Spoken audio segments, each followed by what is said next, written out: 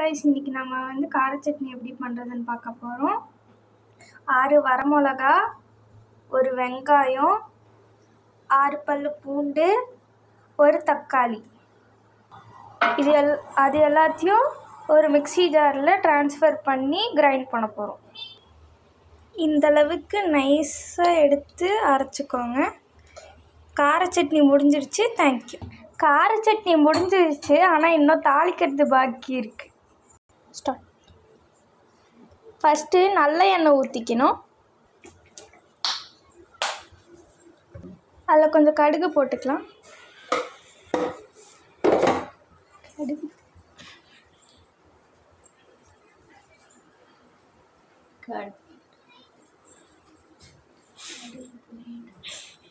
கடுகு பொரியட்டும்.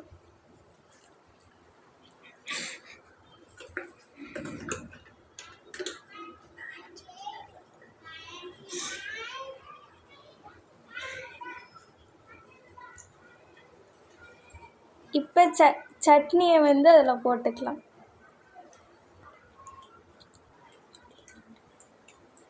பொரிஞ்சு வருது.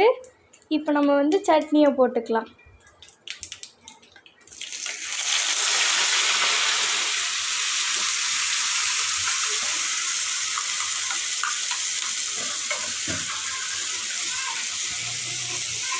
நல்லா சாட்டே பண்ணிக்கணும்.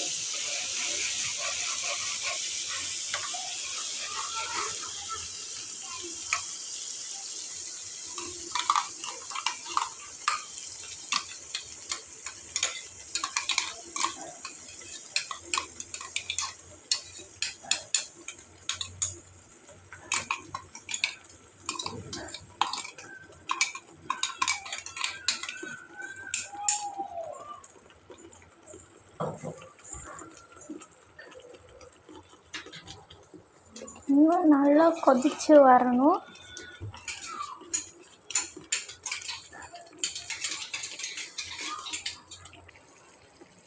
இப்போ கொஞ்சம் உப்பு சேர்த்துக்கலாம்.